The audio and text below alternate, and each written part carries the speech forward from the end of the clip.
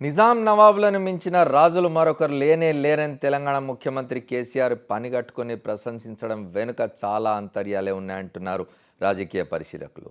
ఒకటి అరా తప్పులు చేస్తే చేసి ఉండొచ్చు, కానీ నిజాం నవాబులు చాలా మంచి పనులే చేశారని కేసీఆర్ కొనియాడిన సంగతి తెలిసిందే. జిహెచ్ఎంసీ ఎన్నికలు ముందర పెట్టుకొని కేసీఆర్ ఈ వ్యాఖ్యలు చేశారంటే దాని ఆంతర్యం ఏంటో తేలిగ్గానే అంచనా వేయొచ్చు అంటున్నారు రాజకీయ పండితులు. అయితే కమల్నాథులు మాత్రం ఒక వర్గం ఓట్ల కోసం నిరంకుశ నిజాంలను పొగడ్డం దిగజారుడు రాజకీయం అవుతుందంటున్నారు.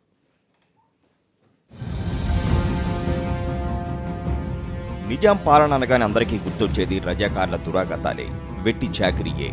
మానధనం ప్రాణధనం కొల్లగొట్టిన తుండగీడుగా నిజాం నవాబులను తిట్టిపోసిన పాటలే గుర్తుకొస్తాయి.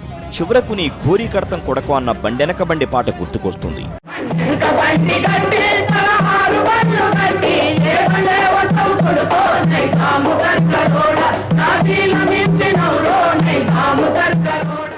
హైదరాబాద్ రాష్ట్రాన్ని 7 నిజాం నవాబులు పాలించారు.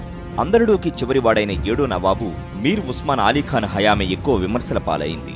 ఈ చివరి నవాబు కాలంలోనే ప్రజలను పీడించుకు తిన్నారు. ప్రజల బతుకులు దుర్భర ప్రాయమైపోయాయి.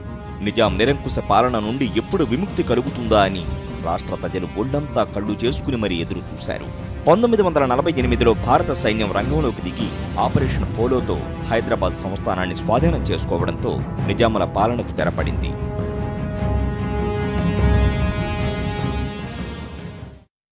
ఎంత గొప్ప రాజు అంటే నిజాం ఎవ్రీ హాస్పిటల్ కట్టించిండు, చివరికి పాగల్ దావఖాన కూడా కట్టించిండు. ఈ was such a great king. అప్పట్లో అందరూ ఈసరించుకున్న నిజాం చాలా మంచి రాజని ఇప్పుడు కేసీఆర్ కొనియాడుతున్నారు. ఏవో కొన్ని పొరపాట్లు చేసినా నిజాం నవాబులు హైదరాబాద్ అభివృద్ధికి ఎంతో చేశారన్నది కేసీఆర్ వాదన. కేసీఆర్ వ్యాఖ్యల పట్ల నిజాం నిరంకుశ పాలనపై పోరాడిన వర్గాలు మండిపడుతున్నాయి.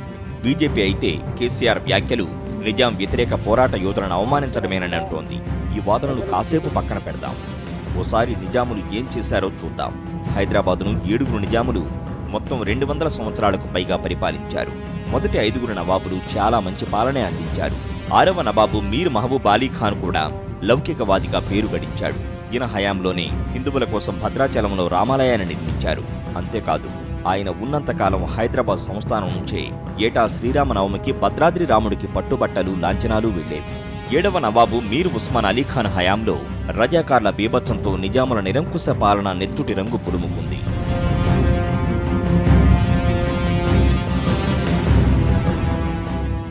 ఇక నిజాముల పాలనలో హైదరాబాద్ అయితే అద్భుతంగానే అభివృద్ధి చెందింది. కుతుబ్ షాహీలు నిర్మించిన చార్మినార్ను పక్కన పెడితే నిజాముల హయాంలో హైదరాబాద్లో ప్రతిష్టాత్మక భవనాలు నిర్మితమయ్యాయి. ఏపీ హైకోర్టు, సికింద్రాబాద్ రైల్వే స్టేషన్తో పాటు బేగంపేట విమానాశ్రయం కూడా నిజాముల చలవే. ఇలాంటి ఎన్నో అద్భుత కట్టడాలతో హైదరాబాద్ ఖ్యాతిని రెపరెపలాడించారు నిజాములు. అయితే నిజాములు ఒక్క హైదరాబాద్నే పట్టించుకున్నారు తప్ప మిగతా తెలంగాణ గ్రామీణ ప్రాంతాన్ని ఏమాత్రం పట్టించుకోలేదు. ఎక్కడ పచ్చటి పొలం కనిపించినా అది నిజాం నవాబుల సొంత జాగీరైపోయేది. అందుకే 7వ నవాబు ప్రపంచంలోనే అత్యంత సంపన్నుల జాబితాలో అగ్రస్థానంలో నిలిచాడప్పుడు. ఆ సంపదంతా అమాయక ప్రజలు, రైతుల నుండి దోచుకున్నదేనని చరిత్రకారులు ఆరోపిస్తున్నారు.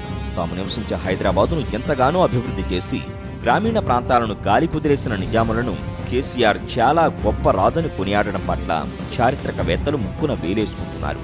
రాజకీయ పరిశీలకులు మాత్రం ఏడాదిలో జరగనున్న జిహెచ్ఎంసీ ఎన్నికలను దృష్టిలో ఉంచుకునే ఒక వర్గం ఓట్ల కోసం కేసీఆర్ చరిత్రను తప్పుదోవ పట్టించే వ్యాఖ్యలు చేస్తున్నారన్నది బీజేపీ వర్గాల ఆరోపణ.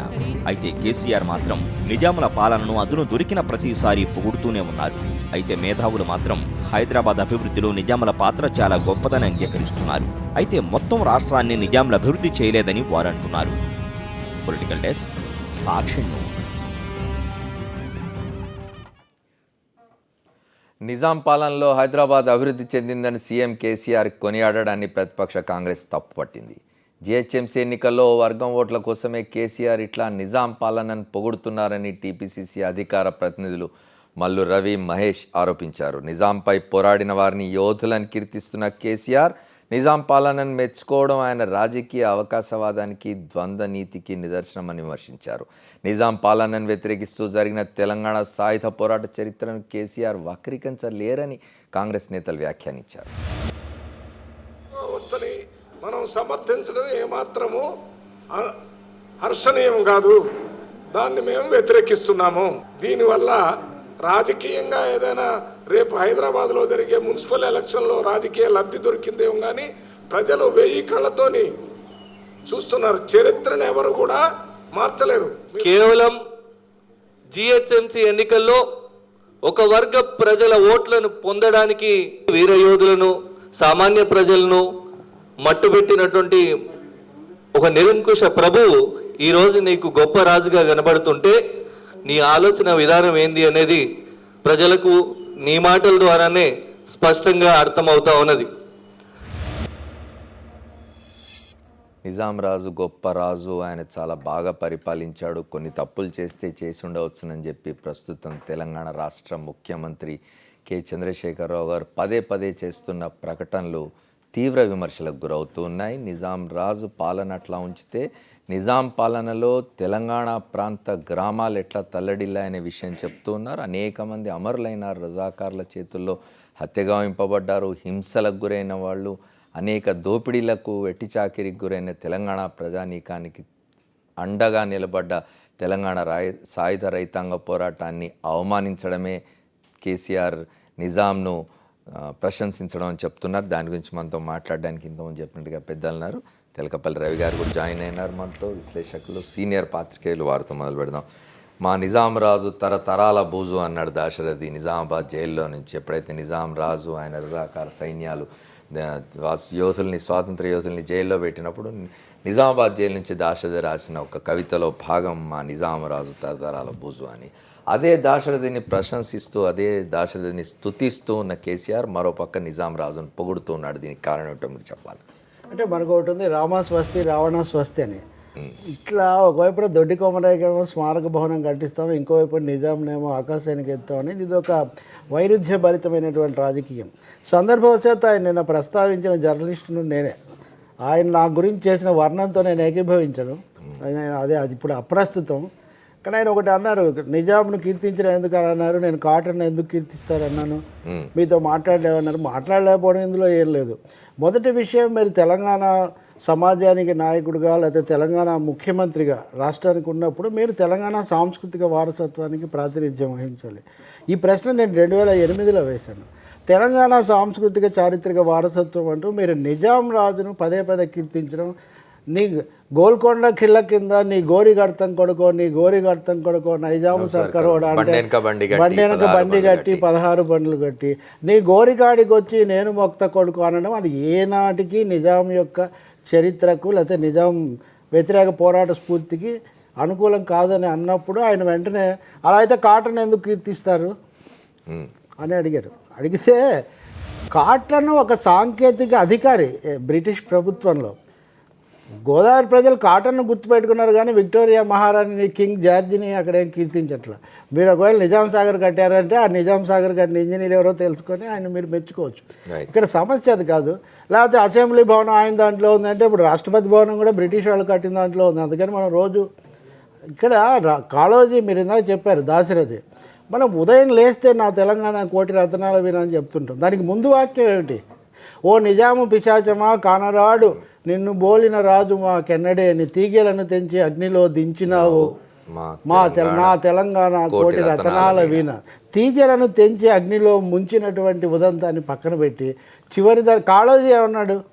కాళోజీ చాలా విచిత్రంగా ఈ సందర్భానికి పనికొచ్చే మాట చెప్పాడు. రాజు పేరుతో అరాచకమునకు జరిగిన పూజలు చాలింకా, రక్కసితనముకు పిశాచి వృత్తికి దొరికిన రక్షణ చాలింకా అన్నారు. ఖచ్చితంగా మరి ఎలా ఊహించాడో మనకు తెలియదు కానీ చాలా చెప్పాడు. అది ఇక్కడ సమస్య ఏంటంటే నిజాంను కీర్తించడం, అది ఎన్నికల తక్షణ రాజకీయ లబ్ధి అనే దానికంటే నిజాంకు మన నోముల నరసింహయ్య గారు ఉన్నారు, అంత తెలంగాణ తెలిసిన వాళ్ళంతా ఉన్నారు. తెలంగాణలో చేతి వృత్తిదారులను, గీత, చేనేత సమస్త వృత్తులను వెట్టి చాకిరికి గురి చేసిన ఒకానొక క్రూర పాలనకు వ్యతిరేకంగా జరిగిన పోరాట స్ఫూర్తిని కించపరచడం, అది బహుశా అది కూడా ఇందులో ఒక లక్ష్యం. అంటే ఫ్యూడల్ వ్యతిరేకత అనేది క్రమంగా తగ్గిపోతుంది. ఇప్పుడు ఇటు నుంచి బీజేపీ వాళ్ళేమో నిజాం రాజు అంటే ముస్లిం అని, అటునుంచేమో కాదు ఆయన. ఈ రెండు కూడా సమస్యను దారి తప్పిస్తున్నాయి. ఇది హిందూ ముస్లిం సమస్య కాదు, ఇది ఆంధ్ర తెలంగాణ సమస్య అంతకంటే కాదు.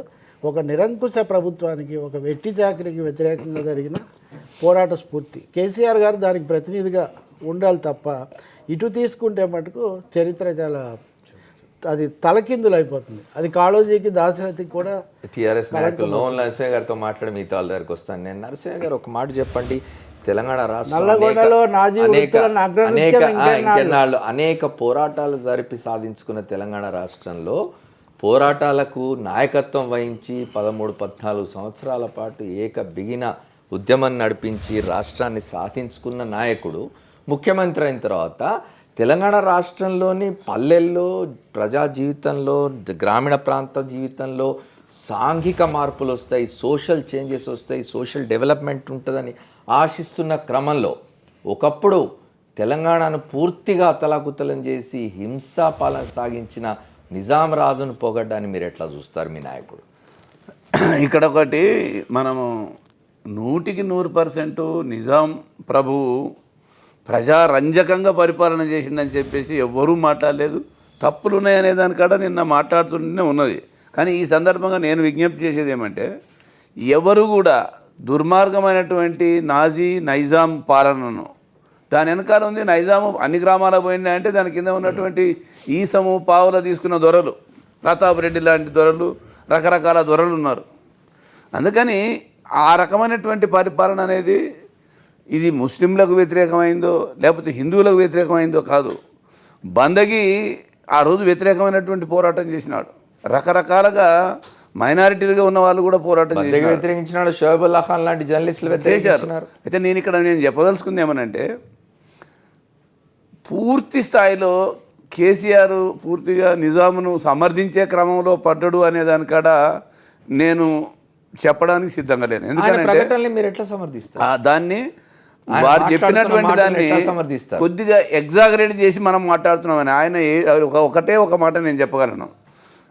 మొన్న మేము కొమిరెల్లికి వెళ్ళిన రోజు ఓపెన్గా చెప్పిన డయాస్ మీద, దొడ్డి కొమరయ్య లాంటి వ్యక్తి కనీస స్మారక భవనం లేదు, ఖచ్చితంగా ఇవ్వాల్సినటువంటి అవసరం ఉందని చెప్పి. కుల సంఘానికి కన్ఫైన్ చేయడం అనేది ఎంతవరకు అది కుల సంఘానికి కన్ఫైన్ చేసింది కాదు.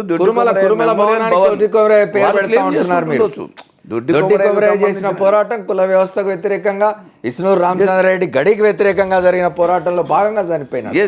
ఈ రోజు ఎవరు క్లెయిమ్ చేసుకున్నా అది మెమోరియల్ భవన్. అంతవరకు అయితే మనం ఇంతవరకు కనీసం ఎవడన్నా క్లెయిమ్ చేసుకున్నా కానీ ఇంతకాలం పరిపాలన చేసిన పెద్దలు అయితే లేరు కదా. మల్లన్నకాడ ఎందుకు ప్రకటించారు? మల్లన్నకాడ ప్రకటించినా ఎల్లన్నకాడ ప్రకటించినా వీరంతా ఊరూరా కొమరయ్య భవనాలు, ఐలమ్మ భవనాలు కట్టారు. కేసీఆర్ గారు తెలంగాణ పేరుతో ఇప్పుడు కట్టలేదు, కానీ కమ్యూనిస్టులు కట్టారు ప్రతి ఊర్లో. వరంగల్ పట్టణం నడి మధ్యన కొమరయ్య హాల్, కొమరయ్య భవనాలు ఉన్నాయి నల్గొండ జిల్లా. నేను అనేది ఎందుకంటే, మీరన్నట్టుగా కేసీఆర్ స్తుతించడము కీర్తించడము నైజాం నవాబ్ అనే దానికాడ నేను సిద్ధంగా లేను. స్తుతించడం కాదు, కానీ దోసుకొని స్విస్ బ్యాంకులలో పెట్టలేదు. రాజైనా సరే మంచి పనులు చేసినాడు. కనీసం Osmania hospital, NIMS hospital, cancer hospital, అన్ని హాస్పిటల్స్ ఆయన ఈ రకంగా ఇప్పించినాడు. గొలుసుకట్టు చెరువులు నిన్న మా సీతో సహా పోయి హాలియా నది మీద చూస్తే ఎప్పుడో కట్టినాయి, కాకతీయ రాజుల కాలం, నవాబు కాలం నాటివి. ఇటువంటివి ఉన్నాయి అని చెప్పినాడు. అందుకనే మనం గమనించాల్సింది ఏంటంటే, ఈరోజు టీఆర్ఎస్ పార్టీ వ్యవస్థాపకుడు, పోరాటం చేసిన నాయకుడు, అన్ని రకాలుగా ఉన్నటువంటి ముందు నడిచి తెలంగాణ దోపిడీకి వ్యతిరేకంగా వలస పాలకుల దోపిడీకి వ్యతిరేకంగా పనిచేసినాడు. కాబట్టి ఆ అక్కసం అంతా దీంట్నే తీర్చేసుకుంటామని చెప్పేసి అటువంటి ఆలోచన ఉండడం కాదు. కానీ ఆ క్రమంలో ఆ కాంటెక్స్ట్లో చూసినప్పుడు ఖచ్చితంగా ఇది రాజు పరిపాలన జరిగిన హైదరాబాద్కు లాభం జరిగినాయి. పల్లెళ్ళు ఒలకడైనాయి. మా ఇల్లు గాల్చేసినారు, మా అమ్మతో సహా బాధలకు గురైనారు, మా నాన్నతో సహా చిత్రహింసలకు గురైనారు, ధనంలో పనిచేసి పోరాటాలు చేసినారు. దానికాడ తెలంగాణ పల్లెల్లో మీ నాయకుడికి మీరు ఎవరు చెప్పడం లేదా? ఏమన్నా కొంత గొప్ప అభివృద్ధి జరిగితే హైదరాబాద్లో జరిగి ఉండవచ్చు, కానీ తెలంగాణ పల్లెలన్నీ కూడా ఆనాడు అస్తవ్యస్తం పాలనే అనే విషయం మీరు చెప్పలేదా? ఒక్కటి అమర్ భాయ్, మా నాయకుడికి తెలియకపోతే కదా. పట్నవాసపు సొగసు, పట్నవాసపు కొరకు పాటుపడు రాజా, పల్లెసీమల బాగు ప్రతిభ. అది కూడా కాదు రవిభాయ్, నేను అనేది ఏంటంటే, మా నాయకుడికి పల్లెలు ఈ రకంగా ఇదైనాయి కాబట్టి ఈరోజు ఇప్పుడు చేస్తున్నటువంటి అన్ని రకాల చర్యలు, పల్లెల అభివృద్ధి కోసం చేపడుతున్నటువంటి కార్యక్రమాలు మీకు ఒకటొకటిగా చెప్తే మనకు అదే సరిపోతుంది, మనం సబ్జెక్ట్ డివియేట్ అయినట్టు ఉంటుంది. కాబట్టి పల్లెలన్నీ అభివృద్ధికి దూరంగా ఉండడానికి కారణం మన దగ్గర వచ్చిన రెవెన్యూ మన దగ్గర ఖర్చు పెట్టలేదు కాబట్టి మన రెవెన్యూతో మనం ఖర్చు పెట్టడానికి ప్రణాళిక అంటే ఇవాళ తయారవుతుంది. వాటర్ గ్రిడ్ కానీ పల్లెల్ని అభివృద్ధి చేస్తే నిజాం రాజును పొగడొచ్చు అంటారు. పొగడమనే కాదు, ఆ కాంటెక్స్ట్ నిన్న చూసిన కాంటెక్స్ట్కి సంబంధించి సందర్భాన్ని బట్టి ఈ రకంగా చేసినాడు రాజన్నాడు కానీ పొగిడినాడు ఆయనను మీదేసుకొని తిరుగుతున్నాడు అని చెప్పడం మాత్రం నేను సమర్థిస్తాను.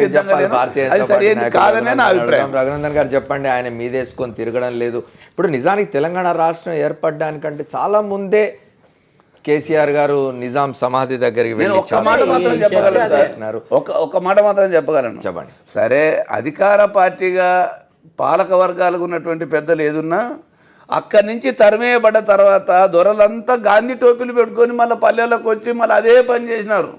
ఆ విషయాన్ని కూడా మనం దాచిపెట్టి తెలంగాణ సాయుధ పోరాటాన్ని పొగిడి పొగిడి పొగిడి వదిలిపెట్టినంత మాత్రం కూడా ప్రయోజనం లేదు.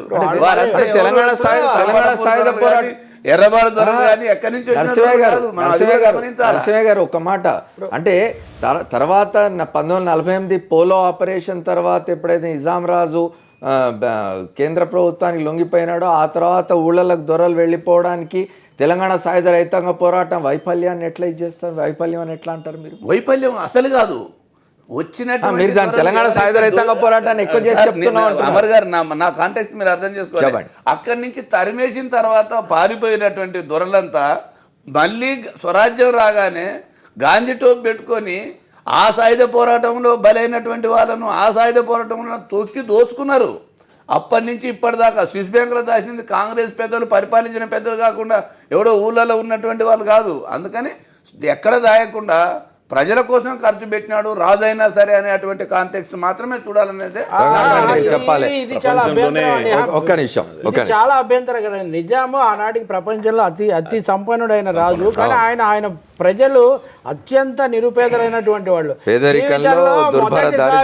జీవితంలో మొదటిసారి 2 పూట్ల అన్నం తిన్నామని చెప్పారు అని చెప్పి సురవరం ప్రతాప్ రెడ్డి లాంటి వాళ్ళు రాశారు. అందుకనే మనం టోపీలు పెట్టుకోవడం అంటారు. తర్వాత ఇప్పుడు చాలా మంది వాళ్ళలో ఇప్పుడు టీఆర్ఎస్ టోపీలు పెట్టుకున్నారు, అప్పుడు కాంగ్రెస్. రఘునందన్ గారితో మాట్లాడదాం. రఘునందన్ గారు చెప్పండి, భారతీయ జనతా పార్టీ ఇప్పుడు నరసింహ గారు చెప్తున్నారు అవుట్ ఆఫ్ కాంటెక్స్ట్ మాట్లాడుతున్నారు మీరు, ఆయన కేవలం దాన్ని ఆ మేరకే పొగుడుతూ ఉన్నారని చెప్తూ ఉన్నారు. ఏ మేరకు పొగుడుతూ ఉన్నారు, ఎందుకు పొగుడుతూ ఉన్నారు అనేది ప్రజలకు అర్థం అవుతా ఉంది. పాపం ఉద్యమాలకి వెళ్ళి వచ్చిన మా నోముల నరసింహ గారికి అర్థం కాకపోవడం అనేది బాధాకరమైనటువంటి విషయం. అదే సాయుధ పోరాటాలు చేసినాం, మా అమ్మ నాన్న బలైనరు, మా అమ్మ నాన్న కూడా ఇబ్బందులు ఎదురైనాయి అని చెప్పుకుంటున్న వాళ్ళు వచ్చి ఇలా కేసీఆర్ మాట్లాడుతుంది కరెక్ట్ అని చెప్పడం ఎంతవరకు కరెక్ట్ అనేది ప్రజలలో చర్చ జరుగుతూ ఉంది. చూద్దాం వారు ఏం చెప్పినారు. నిజాం నవాబ్ చాలా గొప్పోడు, హైదరాబాద్ని బాగా డెవలప్ చేసిండు అని చెప్పిండు. కానీ మరి నిజాం నవాబ్కు వ్యతిరేకంగా ఎందుకు పోరాడాల్సి వచ్చింది ప్రజలు? ఆ రోజు ఎందుకు పోరాడినారు? ఊర్లకు ఎందుకు తిరగబడ్డాయి? ఎందుకు తరిమేసి కొట్టాల్సి వచ్చింది? ఏ రకంగా శిస్తులు వసూలు చేశారు? ఇలా మీ దొర కూడా అట్లే వసూలు చేద్దాం అనుకుంటున్నాడా? అదే రకమైనటువంటి ఫ్యూడల్ వ్యవస్థని మీ సార్ తీసుకొద్దాం అనుకుంటున్నాడా?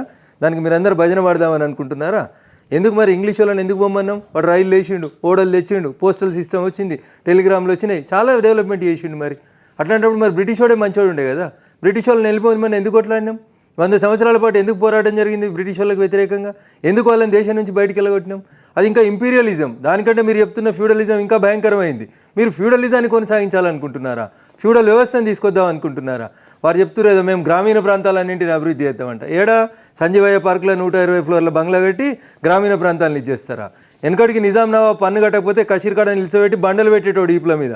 మీ సార్ కూడా గట్లే చేస్తూ ఉన్నాడు. ఇవాళ తెలంగాణ ముఖ్యమంత్రి గారు కూడా అదే విధానంలోకి వస్తూ ఉన్నారు. పొద్దుగాలేస్తే హైదరాబాద్లో సింగపూర్లో 120 బంగ్లాలు. ఎవరు అడుగుతున్నారు ఈ 120 అంతస్తుల బంగ్లాలు?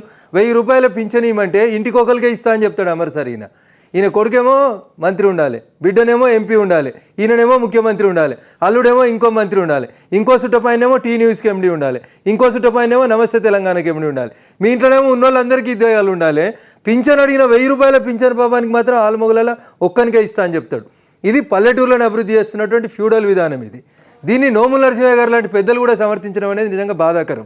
ఎందుకంటే అన్న వామపక్ష ఉద్యమాలకు వెళ్ళి వచ్చిండు, పేదల కోసం కొట్లాడిండు, 20 ఏళ్ళు జీవితంలో సిద్ధాంతం కోసం కొట్లాడిండు మా అన్నాన్ని మేము చాలాసార్లు అనుకునేటోళ్ళం.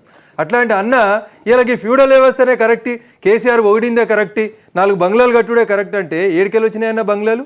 ఎవరిని దోస్తే వచ్చినాయన్నా? ఎంతమంది చర్మం మొలిస్తే పన్నులు కడితే వచ్చినాయన్నా ఈ బంగ్లాలు? అదే ఆలోచించాలి. మనం మాట్లాడుతున్నటువంటి మాటలు రాచరిక వ్యవస్థ అయిపోతూ ఉన్నారు. మంత్రులు వద్దు, ఎమ్మెల్యేలు వద్దు, అంతా డమ్మి, నేను ఒక్కనే రాజును, నేను చెప్పిందే జరగాలనేటువంటి విధానాన్ని కేసీఆర్ గారు తీసుకురావాలనుకుంటే, ఆ నియంత్రిత పోకడలను తీసుకురావాలనుకుంటే ఓకే, అది కాలం తీర్పు చెప్తుంది దానికి. దీన్ని బీజేపీ వాళ్ళు మాట్లాడుతూ ఉన్నారు, తుర్కోల పాలన అంటున్నారు, తెరుగోళ్ళ పాలన అంటున్నారు. మరి ఏం జరిగింది? సాయుధ పోరాటంలో జరిగినటువంటి తప్పులన్నీ ఒకటేసారి అయిపోతూ ఉన్నాయా? కొమరం భీం గురించి మాట్లాడినరు, జోడే కట్టుకోయినరు, పూలేసి వచ్చిర్రు. ఎందుకు చచ్చిపోయిండు కొమరం భీం? ఏ సంఘటనలో చచ్చిపోయిండు? దొడ్డి కొమర ఎట్లా చచ్చిపోయినాడు?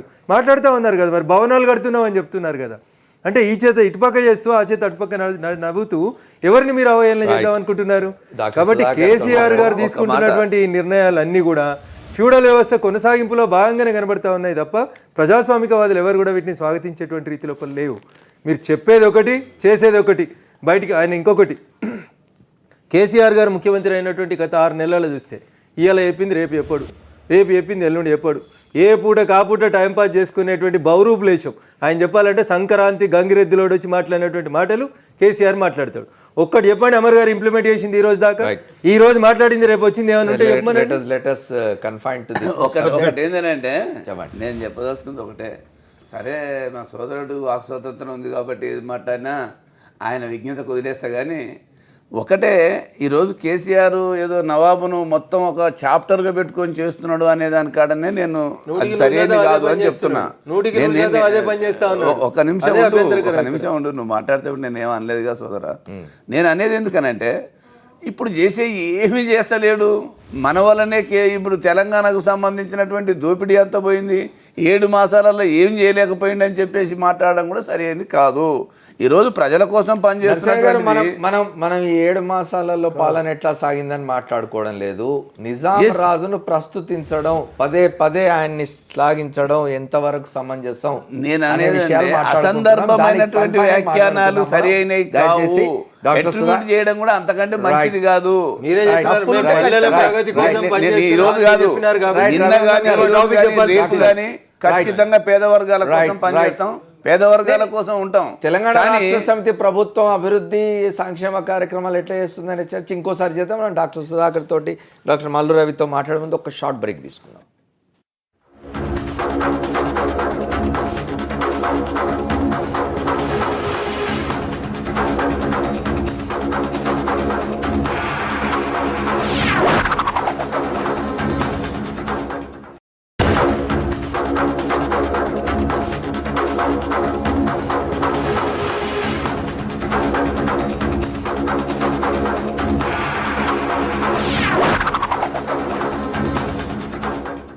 Welcome back to the fourth estate. Doctor సుధాకర్తో మాట్లాడదాం. సుధాకర్ గారు చెప్పండి, భారత కమ్యూనిస్ట్ పార్టీకి చాలా గొప్ప చరిత్ర ఉంది.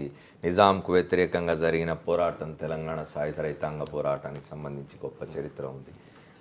ఇప్పుడు ఇవాళ ఉన్న ప్రభుత్వ, ఇవాళ ఉన్న ఏలికలు, ఇవాళ మాట్లాడుతున్న మాటలు నిజాం రాజు స్తుతిస్తూ మీరు ఎట్లా చూస్తారు? నిజంగా తెలంగాణ ఆత్మగౌరవాన్ని గోల్కొండ కోటలో అక్కడ సమాధి చేసినట్టు అనిపిస్తుంది. ఎందుకంటే మనకి ఇప్పుడు ప్రస్తుత పరిస్థితి చూస్తే ఈయన అభద్రతా భావంతో జనాల్ని పక్కదో పట్టించడానికి ఇటువంటి మాటలు మాట్లాడుతున్నాడు అని కూడా అనిపిస్తుంది. ఎందుకంటే ఒక్కసారి చరిత్ర ఆయన అంత అక్కర్లేదు, ఆ బండి వెనక బండి కట్టి పాట ఇంటే చాలు ఆయనకి. ఆనాడు ప్రజల ప్రజల్లోంచి వచ్చిన పాట అది. అక్కడి నుంచి జరిగిన పోరాటాన్ని వేలాది మంది మహిళల మానభంగాలు ఎలా మర్చిపోతున్నారు, వేలాది మందిని హత్య చేసింది ఎలా మర్చిపోతున్నారు, చంపేసేసి బావుల్లో వందలాది మందిని పాతిపెట్టింది ఎలా మర్చిపోతున్నారు. ఇక్కడ కనపడుతుంది అభివృద్ధి. నిన్న కూడా నేను విన్నాను అది. ఆయన మాట్లాడుతూ రైల్వే స్టేషన్లు కట్టించాడు, వేరే రైల్వే స్టేషన్ రాలేదు, హాస్పిటల్ కట్టించాడు, వేరేది రాలేదు, ఇది చెప్తున్నారు. ఇదన్నీ పాలనలో ఒక భాగం. రాజరిక పాలనలో రాజులు చేయాల్సిన బాధ్యత అది. విద్య, వైద్యం, మిగతా రవాణా ఇవన్నీ బాధ్యత, దాంట్లో భాగం. ఆనాడున్న పెద్ద స్టేట్లో ఇదొకటి హైదరాబాద్. దాంట్లో ఒక బాధ్యతగా నిర్వహించి మరి పల్లెలకి ఏమైంది? పల్లెలు ఎక్కడుంది డెవలప్మెంట్? ఈరోజు నీ బాంచం ద్వారా నీ కాళ్ళు మొక్కుతా అన్న వాడు ఎక్కడి నుంచి వచ్చింది? బాంచం ద్వారా ఈ రోజు కూడా ఇంకా పల్లెల్లో మర్చిపోలేని పరిస్థితి అది. ఎక్కడ డెవలప్మెంట్ లేదు. ఈరోజు ఎందుకు ఇంత తిరుగుబాట్లు వచ్చినాయి, ఎందుకు ఇంత నక్సలిజం వచ్చింది? ఇంకోవైపు వచ్చింది. ఆనాడు కమ్యూనిస్ట్ పార్టీలు, ఆంధ్ర మహాసభలు ఆ రోజు పోరాటాలు చేస్తే వేలాది మందిని చంపడం జరిగింది. అది ఎలా మర్చిపోతున్నారు? అది కాసిం రజీని పెట్టుకుని మతోన్మాదం రెచ్చగొట్టింది ఎలా మర్చిపోతున్నారు?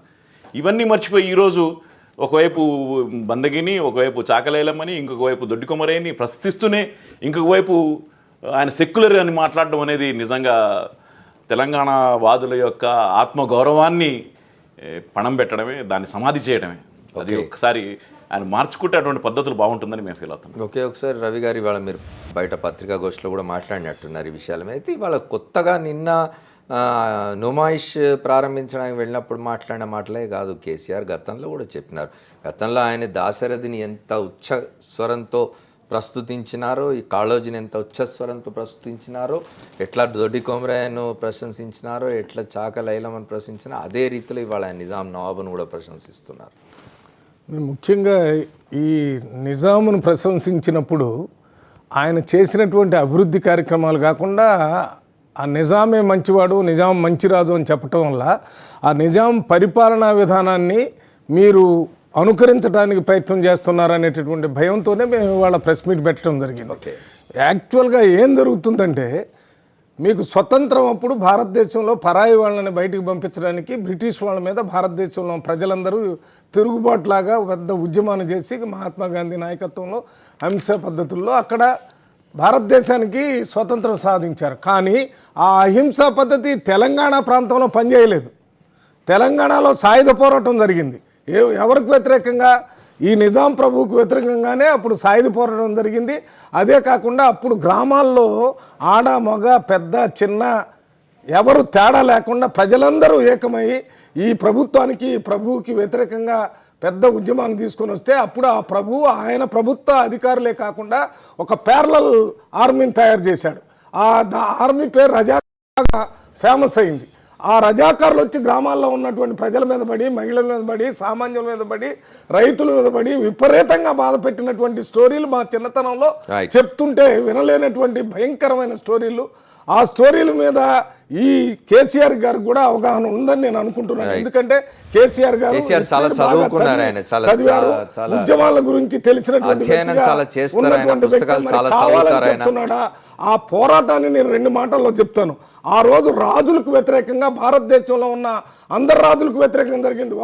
ఆ రాజులు హిందువా ముస్లిమా అని తేడా లేదు. రాజరిక వ్యవస్థకి ప్రజలకి మధ్య జరిగిన పోరాటం, ప్రజాస్వామ్యం కోసం జరిగిన పోరాటంలో విజయం సాధించారు ప్రజలు.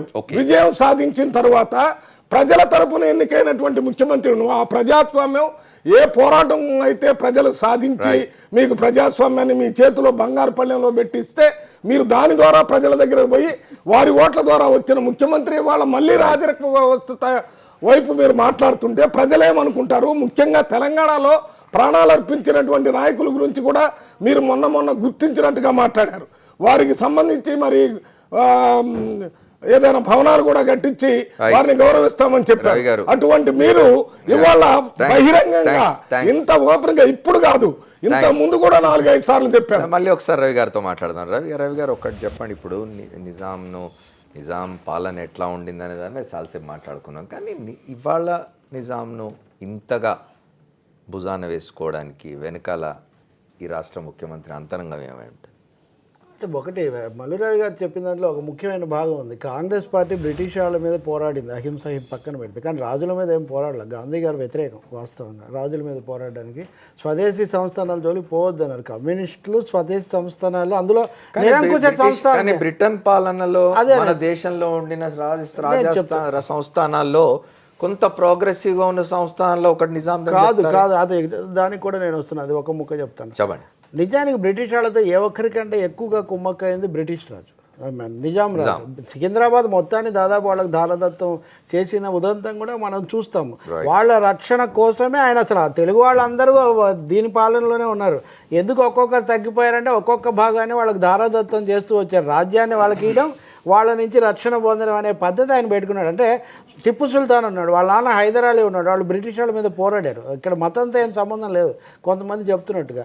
నిజాం రాజు స్వాతంత్ర పోరాటం చివరికి కూడా స్వతంత్రం వచ్చిన తర్వాత కూడా ఆయన పాకిస్తాన్తో కలవడానికి చేసిన మంత్రాలు, ఐరాసాలో ఐక్యరాజ్య చేసింది కూడా ఐక్యరాజ్య సమితికి రాసిన ఉత్తరం తెలిసి ఈ పని కాశ్మీర్ రాజు కూడా చేశాడు. ఆయన హిందూ అయినా కానీ ఇక్కడ రాచరిక నిరంకుశత్వం కీలకమైంది. మీరు అడిగిన దానికి వస్తే తప్పకుండా కేసీఆర్ గారికి కొన్ని రాజకీయ వివాదాలు. మొదటిది ఆయనకి భూస్వామ్య వ్యతిరేక వారసత్వాన్ని కొనసాగించడం ఆయనకు ఆసక్తి ఉందా లేదా. రెండవది నిరంకుశత్వానికి వ్యతిరేకంగా అప్పుడు తెలుగు ప్రజలందరూ కలిసి పోరాడారు. ఆయన 1969 నుంచి చరిత్ర ప్రధానంగా ప్రారంభించారు. 69లో వచ్చిన ప్రత్యేక రాష్ట్ర ఉద్యమం అంటే సీమాంధ్ర తెలంగాణ ఈ వైరుధ్యం ప్రధానమని భావిస్తున్నారు తప్ప ఆయన భూస్వామ్య పీడన, భూస్వామ్య దోపిడీ దీనికి వ్యతిరేకంగా జరిగిన పోరాటం ప్రధానమని ఆయన భావిస్తున్నట్టు లేరు. మూడవది దొడ్డి కొమరయ్యను నిజాం నవాబును ఒకటే ఊపులో పొగిడినట్టే ఒక పక్కన మజ్లిస్తో ఒక పక్కన బీజేపీతో కూడా అవగాహనకు వచ్చి రాజకీయాలు నడిపోతున్నాయేమో అన్న ఆలోచన కూడా ఉన్నట్టుగా కనిపిస్తుంది. ఇప్పుడు తాజా అధ్యాయంలో మనం చూస్తే కేంద్రానికి దగ్గర అవుతున్నారు. ఇక్కడ మజ్లిస్నేమో అక్కడ ఉదాహరణకు పాత బస్తీని వారి వాళ్ళ మజ్లిస్కు దగ్గర కావడం కానీ లేదా నిజాంను ప్రస్తుతించడం కానీ ఇవన్నీ భారతీయ జనతా పార్టీ దగ్గర అదే వైరుధ్యం. అది రఘునందన్ చూసుకోవాలి. టీఆర్ఎస్ బీజేపీ రఘునందన్ మీరు చెప్పాలి. నేను అందుకనే చెప్తాను సార్. మరోపక్క ఆయన భారతీయ జనతా పార్టీ నాయకత్వంలోని ఎన్డీఏ ప్రభుత్వానికి నాయకత్వం వహిస్తున్న మోడీకి దగ్గరే ప్రయత్నంలో ఉన్నారంటున్నారు. సరే, ఇవన్నీ కేవలం ఊహాగానాలు మాత్రం. కేసీఆర్ గారు ఈ రోజు చేసింది రేపు చేయడు, రేపు చేసింది ఎల్లుండి చేయడు. రోజు ఏదో ఒక రకంగా మాట్లాడుతూ టైంపాస్ చేస్తా ఉన్నాడు తప్పితే సార్ రవి గారు దాన్నే వ్యూహం అనుకుంటే మీరే చెప్తా ఉన్నారు. చాలా సందర్భంగా ఆయన చెప్పినాడు ఆర్థర్ కాటన్ను పొగిడితే ఒక్క ప్రాజెక్టు కడితే ఆర్థర్ కాటన్ను పొగుడుతున్నారు మీరు. మా హైదరాబాద్లో ఉస్మానియా దవాఖానా కట్టిండు, మేము కూర్చుంటున్న అసెంబ్లీ కట్టిండు, ఆయనను పొగిడితే తప్పేందని ఆయన వేస్తున్న ఎదురున్న ప్రశ్న. ఆయనకు అర్థం కాక అడుగుతున్నాడు. ఆయన ఆర్థర్ కాటన్ అనేవాడు బ్రిటిష్ వాళ్ళ దగ్గర ఒక ఉద్యోగి, ఆయన పాలకుడు కాదు. ఆయన దోసుకోలేదు ప్రజల్ని. అయినప్పటికీ కూడా మనం వ్యతిరేకించినాం బ్రిటిష్ వాళ్ళని. ఎందుకు వ్యతిరేకించినాం? ఆర్థర్ కాటన్ వ్యతిరేకించకుండా బ్రిటిష్ పాలనను వ్యతిరేకించినారు ఆ రోజు స్వాతంత్రం కావాలని. ఈయన ఏమంటున్నాడు, ఇలా ఆర్థర్ కాటన్కి నిజాం నవాబ్కి ఒకటే పోలిక పెడతా ఉన్నాడు. ఒక ఉద్యోగికి ఒక దోసుకున్నోనికి మధ్యన ఒకటే పోలిక ఉంటుందా? ఈ మాత్రం కూడా తెలియనంత అమాయకత్వంలో కేసీఆర్ గారు ఉన్నారని మనం అనుకుంటామా? దాన్నే రాజకీయ వ్యూహం అంటే ఏం వ్యూహం ఉంది సార్? సింగపూర్ ఓ రోజు అంటాడు యాదగిరి గుట్టని తీసుకుపోయి ఇంకేదో చేస్తా అంటాడు, వాటికన్ సిటీ అంటాడు, ఇవాళ పొద్దుగల డల్లాస్ అంటాడు. నేను ఒకటే చెప్తున్నా అమర్ గారు, 7 నెలల నుంచి ఇవాళ మాట్లాడింది ఏమన్నా రేపు మాట్లాడితే చెప్పుర్రు. ఆయన ఒక నిజాం గురించి అయితే 3-4 సార్లు రిపీటెడ్ గా మాట్లాడినట్టు కానీ మిగతా ఇస్తాంబుల్ గురించి కానీ నిజాం గురించి మాట్లాడుతున్న దాంట్లో కన్సిస్టెన్సీ జస్ట్ గ్రేటర్ హైదరాబాద్ ఎన్నికలు మినహా ఇంకోటి ఏం లేదు. గ్రేటర్ హైదరాబాద్ ఎన్నికల్ని దృష్టిలో పెట్టుకొని తప్పితే ఇంకొకటి కొత్తగా ఆయనకి ఏం కనబడతలేదు. దాంట్లో భాగంగానే హైదరాబాద్ లో ఎవరెవరిని తీసుకున్నారు, ఎందుకు మంత్రి పదవులు ఇచ్చినారు, ఎందుకు గ్రేటర్ హైదరాబాద్ మీద అంత పట్టుదల వారికి? గ్రేటర్ హైదరాబాద్ మీద పట్టు సాధించకపోతే రేపు కష్టమవుతుందేమని ఒక భయంలో ఉన్నారు ఆయన. ఒక రకమైనటువంటి అభద్రతా భావంలో ఉన్నారు. తాను ఉంటున్నటువంటి కార్పొరేషన్ తాను గెలవలేకపోతే, ముఖ్యమంత్రిగా ఉంటున్నటువంటి ఏరియాలు కూడా ఒకవేళ ఇతరులు గెలుచుకుంటున్నట్లయితే తనకు ఒక ఇబ్బంది అనేది. లేకపోతే నవంబర్ 2 ఎన్నికలు పెట్టకపోదు రామర్ గారు. ఎందుకు పెడతలేరు ఎన్నికలు? మిగతా అన్ని ఎన్నికల విషయంలో ఉత్సాహం చూపినటువంటి టీఆర్ఎస్ పార్టీ ఈ ఎన్నికలకు ఎందుకు దూరం పోతుంది? ఎందుకు హైదరాబాద్ను 3 ముక్కలు అంటుంది? ఎందుకు 4 ముక్కలు అంటుంది? ఎందుకు ఏడాది దాకా ఎన్నికలు పోస్ట్ పోన్ చేస్తూ ఉంది? అంటే ఇక్కడ పట్టు రావాలి. పట్టు రావడానికి పక్క పార్టీలను మింగి మంత్రి పదవులు ఇస్తూ ఉన్నారు. ఎందుకు హైదరాబాద్కి వెళ్ళి మంత్రి పదవులు ఇచ్చినారు వేరే పార్టీ వాళ్ళని చేసుకొని? జిహెచ్ఎంసీ మీద కంట్రోల్ కోసం కాదు. కొండా సురేఖను చేర్చుకున్నప్పుడు చెప్పింది ఏంటి? వరంగల్లో 4 సీట్లు గెలుస్తామన్నారు. శ్రీనివాస్ యాదవ్ నుంచి కలుసుకున్న రోజు చెప్పింది ఏముంది? మాకు హైదరాబాద్లో బాగా బలం పెరుగుతుందని చెప్తా ఉన్నారు. అంటే ఆయన ఏం కోరుకుంటున్నాడు? చాలా స్పష్టంగా కనబడతా ఉంది అక్కడ గ్రేటర్ హైదరాబాద్ ఎన్నికలు తప్పితే వేరే ఎజెండా గారు చెప్పాలి. ఇప్పటిదాకా విన్నారు మీరు, ఎవ్వరు సమర్థించడం లేదు దీన్ని. ఎవ్వరు కాదండి, నేను కూడా సమర్థించను, టీఆర్ఎస్ పార్టీ వ్యవస్థాపకుడు కూడా సమర్థించలేదు నిజాం పోరాటాన్ని, దుర్మార్గమైన పోరాటాన్ని. ఈరోజు చాకలైలమ్మ వీరత్వాన్ని కానీ, దొడ్డి కొమరయ్య అమరత్వాన్ని కానీ, కాళోజీ అనేక రకాల బోధనలు కానీ, మనకు జయశంకర్ గారు ఇచ్చినటువంటి అనేక అంశాలను కానీ, వీటన్నిటినీ అసలే ఆలోచించలేదు, అధ్యయనం చేయలేదు అని అనుకునేదానికంటే అటన్నిటి అధ్యయనం చేసినాం. అవి అయిపోయినటువంటి మన చరిత్రకు సంబంధించి ఉన్నటువంటి అంశాలను మాట్లాడుతున్న క్రమంలో ఈ రకమైనటువంటి పద్ధతులలో రాజైనా చేసినాడు, ఒక మంచి రాజు అనే మాట వచ్చింది, నేను కాదంట్లా. కానీ ఆయననే మొత్తం మంచి రాజని ఆయననే స్తుతిస్తున్నట్టు, భూస్వాముల వ్యవస్థ తీసుకొస్తున్నట్టు, దానికి మొత్తం ఇక్కడ ఉన్నటువంటి రాజకీయ పార్టీలకు ఉన్న పెద్దలంతా అడ్డంగా పడుతున్నట్టు, ఇది నేను ఎగ్జాగరేట్ చేస్తున్నటువంటి అంశంగా ఉంది.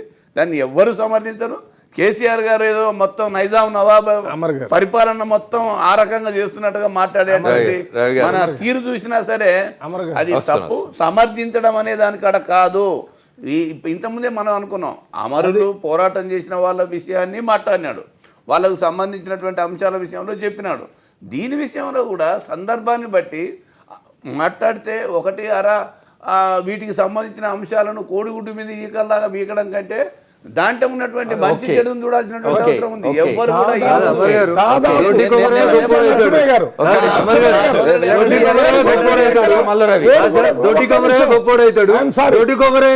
నిజాం కూడా గొప్పోడైతాడు. మీ సారే చెప్తున్నాడు కదా, దొడ్డి కొమరయ్య భవన్లు కడతామంటున్నారు, ఇంకో పక్క ఏం చేస్తున్నారు? నవాబ్ అనే దానికాడ దుర్మార్గుడు కాబట్టి నిజాం నవాబ్ గొప్ప అంటున్నారు. అయినా దుర్మార్గుడు నరసింహయ్య గారు, you should allow Dr. Ravi. Narasimhaiah గారు మీరు స్విస్ బ్యాంక్ ఒక్క నిమిషం రవి గారు, ఒక్క నిమిషం. చాలా బ్యాంకుల్లో దాచుకున్నాడు. ఆయనకు ఆ రోజున్న బంగారం ది లాస్ట్ నిజాం మీద చాలా పుస్తకాలు వచ్చాయి. కావాలంటే మనం చదువుకోవచ్చు. దాచుకోలేదు, సంపద కూడబెట్టుకోలేదు అని కరెక్ట్ కాదు. రిచెస్ట్ దాచుకోకపోయినా పల్లెల్లో కొల్లగొట్టి తీసుకొచ్చి ఇక్కడ కట్టడాన్ని కూడా ఎవరు సమర్థించకూడదు కదా. గొప్ప ఆర్థిక స్థితిగతులు కలిగినటువంటి Let us hear Ravi, doctor Mallu Ravi. మీరు దాదాపు 20-25 సంవత్సరాలు ప్రజా పోరాటాలు చేసి ప్రజల తరపున నిలబడి మాట్లాడినటువంటి మీరు మేము కోడిగుడ్డు మీద ఈకలు బీగుతున్నారనేటటువంటి విషయం మాట్లాడతాం అనేది చిల్వలు పల్వలు చేస్తున్నారు రాజకీయ పార్టీల వారు అంటున్నారు. ఊహించలేదు. నేను రెండే చెప్తున్నా. నేను ఎప్పుడు ఎక్కడ వారిని వ్యక్తిగతంగా ఎక్కడ మేము వ్యతిరేకంగా మాట్లాడలేదు. ఓన్లీ ఆ కాన్సెప్ట్, ఆ ఫిలాసఫీ మీద. ఎందుకంటే రాజు మీద నిజాం టైంలో జనమంతా తిరుగుబాటు చేసి యుద్ధం చేసేటప్పుడు ఒకటి జరిగింది. ఏం జరిగిందంటే గ్రామాల్లో ఉన్నటువంటి జమీందారులు, తర్వాత జాగీర్దారులు, వీళ్ళు మాత్రం ఆ రోజు కూడా నిజాంకి సపోర్ట్ చేశారు. అది మీకు కూడా తెలుసు. ఎక్కడెక్కడ మనం ఇప్పుడు పేర్లు చెప్పి కొంతమంది అమరవీరులు అంటున్నామే, ఈ అమరవీరులంతా పోరాటం చేసేది నిజాంతో డైరెక్ట్ కాదు. ఆ గ్రామాల్లో ఉన్నటువంటి ఏజెంట్లుగా పనిచేస్తున్న దొరలకు వ్యతిరేకంగా జరిగిన పోరాటం ఇది. గ్రామాల్లో నిజాంకి సపోర్ట్గా ప్రజల్ని పీడిస్తూ ఉంటే వాళ్లకు వ్యతిరేకంగా పోరాటం చేసిన చాకల ఐలమ్మ కానీ, లేకపోతే కొమరయ్య కానీ, ఇంకోళ్ళు కానీ వీళ్ళందరూ అటువంటి వాళ్ళకి మనం ఆ రోజు వాళ్ళు ఈ నిజాం మంచివాడు, ఆయన పరిపాలనే కావాలని కోరారు. మళ్ళీ అదే మాట ఇవాళ కూడా వస్తుంది. అంటే ఇది ఏ రకమైన కాన్సెప్ట్ అని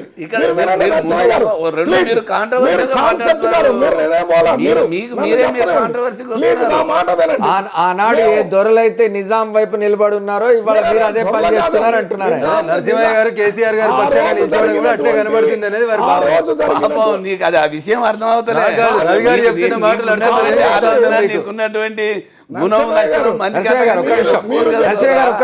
మీరు చెప్పిన చరిత్ర నేను చెప్తున్నాను. ఆ రోజు వాళ్ళు చెప్పారు నిజాం గారే మంచిదని. ఈ రోజు మీరు చెప్తుంటే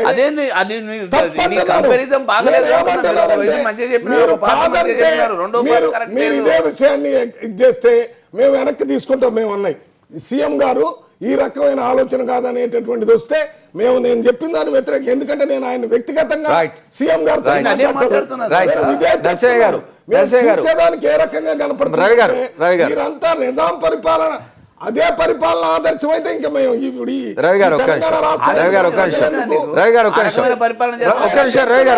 రాజు మంచోడు అంటే రాజు పరిపాలన బట్టే కదా మంచోడు.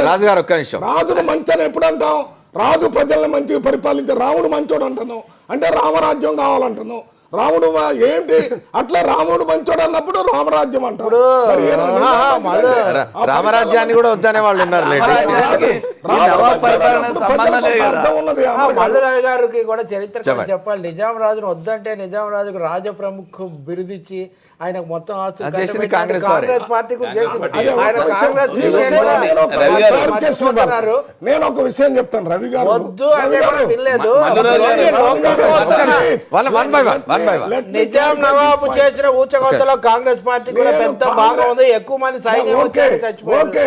ఇవాళ మీరు కాంగ్రెస్ పార్టీని గురించి ప్రత్యేకమైన చర్చ ఒకటి పెట్టి ఇప్పుడే చెప్తాను రవి గారు, మీరు కొద్దిగా వినండి. చెప్పండి. ఆ రోజు భారతదేశానికి స్వతంత్రం తీసుకొచ్చే దాంట్లో కాంగ్రెస్ పార్టీ వాళ్ళు పాల్గొన్న అనేది వీరు ఒప్పుకుంటారో లేదో మరి ఇప్పుడు ఒప్పుకుంటారో. అది కాంగ్రెస్ పార్టీ ఒక్కడే గాంధీ గారు చేయాల. ప్రజలు ఒక పార్టీ రాజస్థాన్ లో రాజులందరినీ కూడా గాంధీలు వేరు అంటున్నారు ఆయన. ఇక్కడ కూడా నిజాం గారిని రాజ్యం నుంచి దించి రాజప్రముఖగా చేయడానికి ఒక వ్యవస్థలో మార్పు తెచ్చారు. ఊచకోతకు వచ్చింది మేం కాదు, సైన్యం. అప్పుడు మనం రవి గారు మీ పాయింట్ అర్థమైంది. రవి గారు థ్యాంక్స్ మీ పాయింట్ అర్థమైంది. సుధాకర్ తో మాట్లాడదాం. చెప్పండి. నేనేమంటున్నానంటే వారు నిజాం ఏజెంట్లు దుర్మార్గమైన పరిపాలన చేసినటువంటి ఆస్పెక్ట్ కరెక్టు. దానికి వ్యతిరేకంగా పల్లెలు తిరుగుబాటు చేసింది నిజాము. అనేక మంది కుప్పలు తెప్పలుగా హింస చేసి అన్ని రకాలుగా మానభంగాలు చేసింది నిజాం. అయినా ఏ దుర్మార్గులనైతే అది చేసి ఎల్లగొట్టినారో అది మొత్తం ఆ అంశాన్ని అంతా, ఆ చరిత్రనంతా సరి అయింది అని చెప్పేసి కేసీఆర్ అన్నాడు అని మనం అంటగట్టడం కూడా సరి అయింది కాదనేది నేను చెప్తున్న సారాంశం. మీరు రెండవ మాట చెప్పినారే, దొరలంతా అవన్నీ మంచిగానే అనాల్సిన ఉన్నారు, పని లేదు, నిజాంను ప్రభువులు మంచిగానే పొగడ్డంతోటి ఉన్నారు. సరిపోతుంది నేను అంటున్నారు. అనలేదే, నువ్వు అనని మాట నాకెందుకు అర్థం? రాజే నిజాం రాజే గొప్ప వ్యక్తి అంటే ఆ రాజ్య రాజే గొప్ప, మొత్తం గొప్ప పనులు చేసిన చూసారా? ఇప్పుడు నరసింహయ్య గారు పదే పదే చెప్తాడు కానీ చూసారా? నేను ఆయన ఒకటికి రెండు లేను, ఆయన పేపర్లో వచ్చింది కదా. ఆయన 1-2 సార్లు పని కట్టుకొని నిజాం చాలా గొప్ప పాలనా దక్షుడు, గొప్ప రాజు, చాలా ఉదాహరణ కూడా ఘోరంగా ఉంది. అంతా అయిన తర్వాత డ్రైవర్ వెళ్ళాడంట, వెళ్ళి కీళ్ళు ఇరిగితే చికిత్స లేదన్నాడంట. అప్పటికప్పుడు తన సొంత భూమి చేసి కట్టమన్నాడు. ఇంత దయార్థులు ఎవరిదైనా భూమి సర్పే ఖాన్ భూమి మొత్తం నాదని భుక్తం అటంచు పన్నులు వసూలు చేస్తున్నాం అని చెప్పి కాళోజీ రాస్తాడు. ఆయన భూమి ఇచ్చాడని కీర్తించిన మామూలు కాదు నరసింహయ్య గారు, ఆకాశానికి ఎత్తారు. ఇంక ఈ విషయంలో ఎటువంటి సుధాకర్ గారితో మాట్లాడదామండి. సుధాకర్ చెప్పండి, అంటే ఒకవైపు గతంలో నిజాంకు వ్యతిరేకంగా పోరాటాలు చేసి అమరులైన వాళ్ళు లేదా అప్పటి రాజరిక వ్యవస్థకు వ్యతిరేకంగా పోరాటాలు చేసిన వారు, సాహిత్య సృజన చేసిన వాళ్ళందరినీ ప్రస్తుతిస్తూ వాళ్ళ పేర్ల మీద యూనివర్సిటీలు పెడుతూ వాళ్ళ పేర్ల మీద భవనాలు కడుతూ మరోపక్క నిజాంను స్తుతించడం మీకు తెలుసు.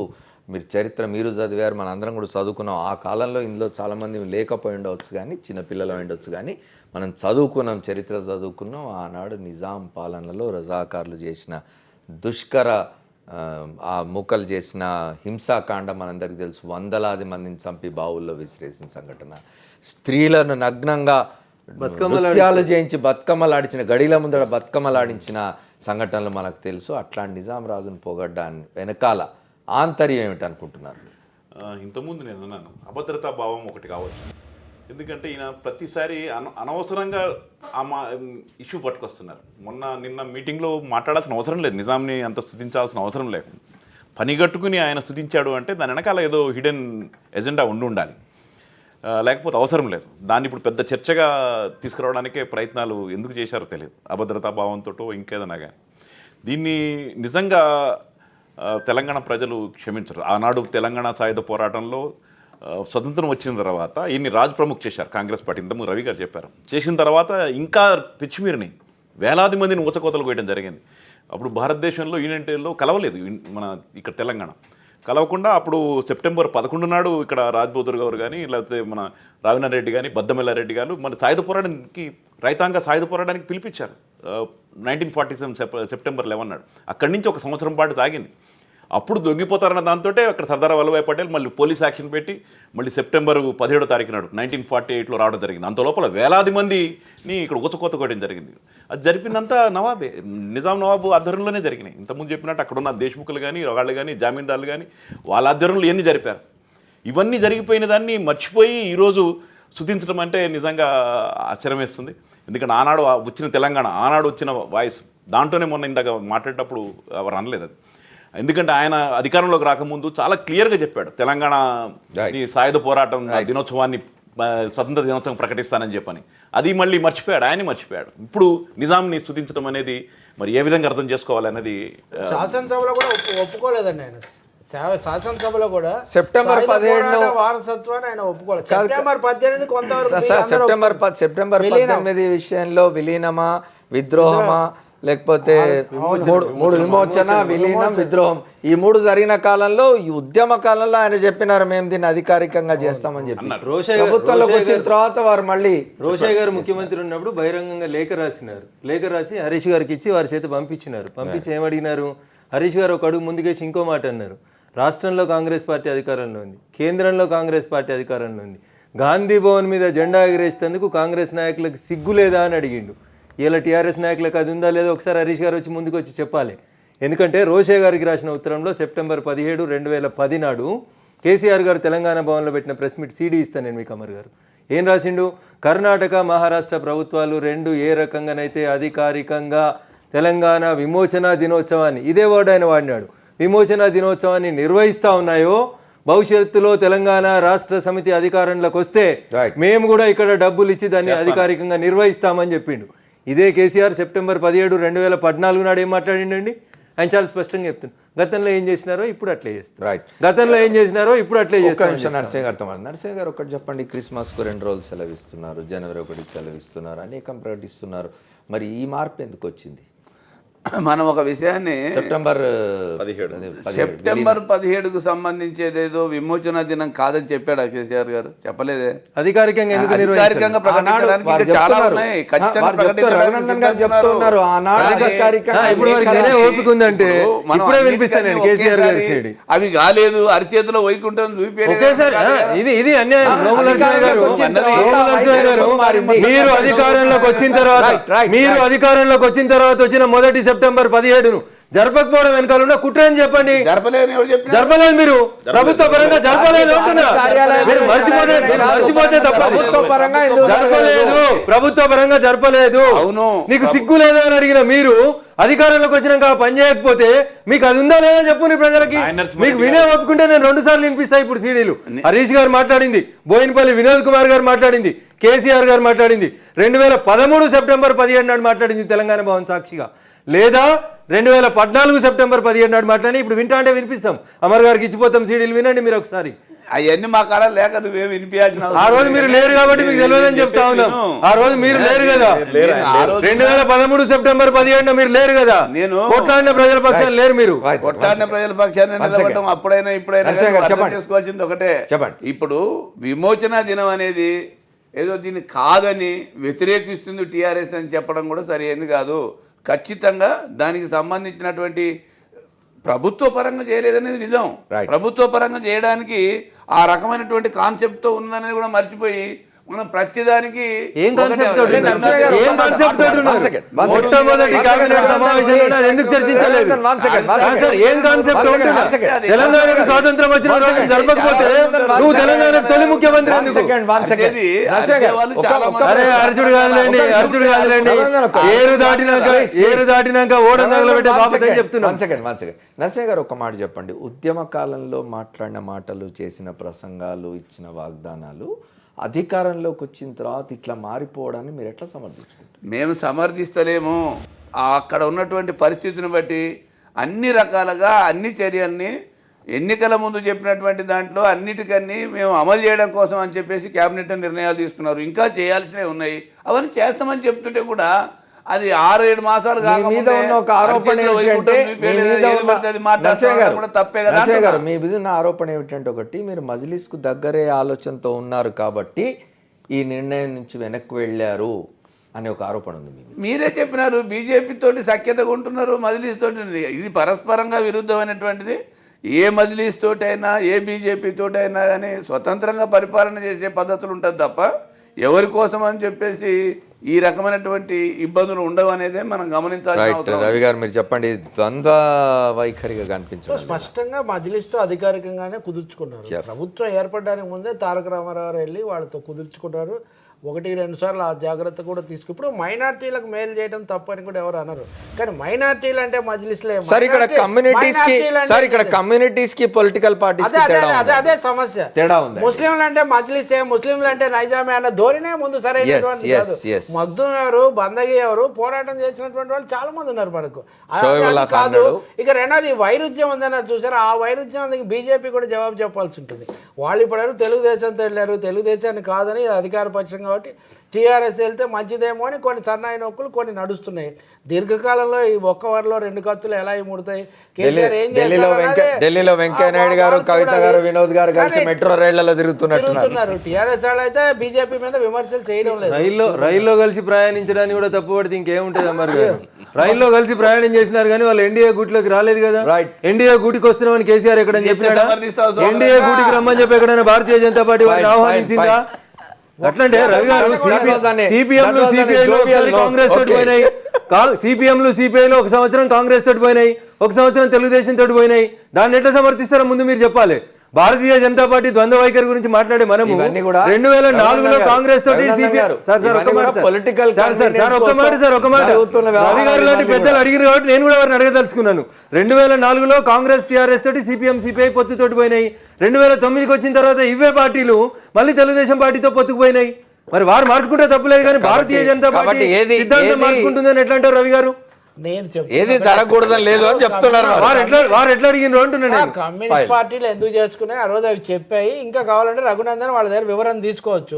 ఇక్కడ సమస్య అంతా ఒకటే, బీజేపీ మజ్లిస్ పరస్పర విరుద్ధమైనప్పటికీ కూడా టీఆర్ఎస్ అనే మా దగ్గరకు వచ్చేసరికి అవి రెండు దగ్గర అవడానికి ప్రయత్నిస్తున్నాయి.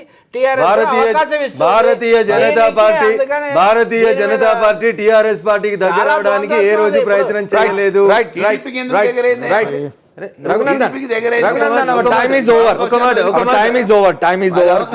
తక్కువ ఉంది. నరసింహ గారు ఒక మాట చెప్పండి, దీన్ని కరెక్ట్ చేసుకోవడానికి ముఖ్యమంత్రి చర్యలు తీసుకుంటారు? ఎస్, మా వైపు నుంచి ఏ రకమైనటువంటి పొరపాటు ఉన్నా సరే ఖచ్చితంగా కరెక్ట్ చేసుకుంటాము. ఇప్పుడు ఇక్కడ ఉన్న పెద్దలందరూ తెలంగాణ ప్రజల పక్షాన, ఎస్సీ ఎస్టీ బీసీ మైనారిటీల పక్షాన నిలబడడానికి కేసీఆర్ గారు ఎప్పుడు వెనకాడరు.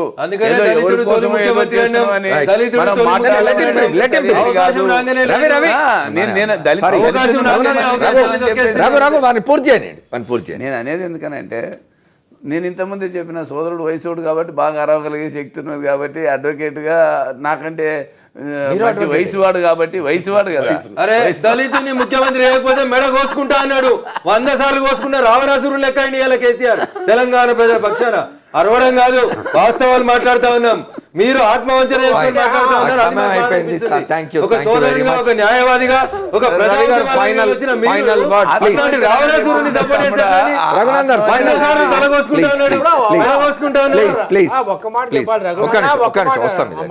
రఘునందన్ కూడా ఇప్పుడు కేసీఆర్ ముఖ్యమంత్రి, ఆయన గెలిచాడు, ఆయన పార్టీ మంచి చెడ్డ జరుగుతున్నాయి.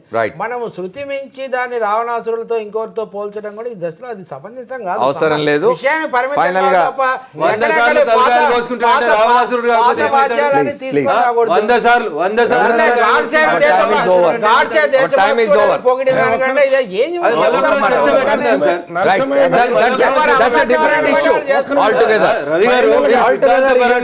బీజేపీని వ్యతిరేకించాలని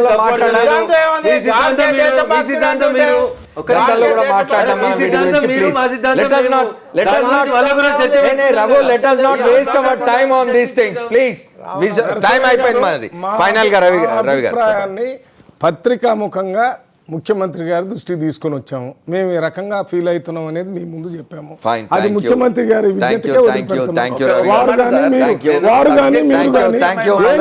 ప్రజలకు అర్థమయ్యేటట్టు. సమయం అయిపోయింది, మనకు సమయం అయిపోయింది. చెప్పండి. చాలా అంశాలు ఉన్నాయి ఇంట్లో. కేసీఆర్ గారు అర్థం చేసుకోవాలన్నంతగా ఉండరు, ఖచ్చితంగా అర్థం చేసుకుంటారు. కానీ మళ్ళీ చర్చ ఓపెన్ అవుతుంది. Thank you very much Narasimhaiah గారు, థ్యాంక్ యూ రఘునందన్ గారు, thank you doctor Sudhakar, thank you doctor Mallu Ravi, sorry thank you Ravi గారు, థ్యాంక్ యూ తెలకపల్లి రవి గారు. 4th ఎస్టేట్లో ఇవాళ ఈ చర్చలో పాల్గొన్నందుకు. ఏదేమైనా నిజాం నవాబును స్తుతించడాన్ని మాత్రం ఎవరు జీర్ణించుకోలేకపోతూ ఉన్నారు. ముఖ్యమంత్రి, తెలంగాణ ప్రభుత్వం దీని గురించి ఆలోచించాలి. అనేక గాయాలతో పచ్చిగా ఉండిన తెలంగాణలో పోరాటం జరిగి ఒక రాష్ట్రాన్ని సాధించుకున్నారు. ఆ సాధించుకున్న రాష్ట్రంలో సోషల్ చేంజ్, సామాజిక మార్పు కోసం జరగాల్సిన ప్రయత్నాలు చాలా ఉన్నాయి. అటువైపు ప్రభుత్వాలు దృష్టి పెడితే మంచిదనేది అందరి అభిప్రాయం. ఇది వాళ్ళ 4th ఎస్టేట్. మళ్ళీ సోమవారం నాడు 4th ఎస్టేట్లో కలుద్దాం. State Yoon to Sakshi. This is Amar signing off.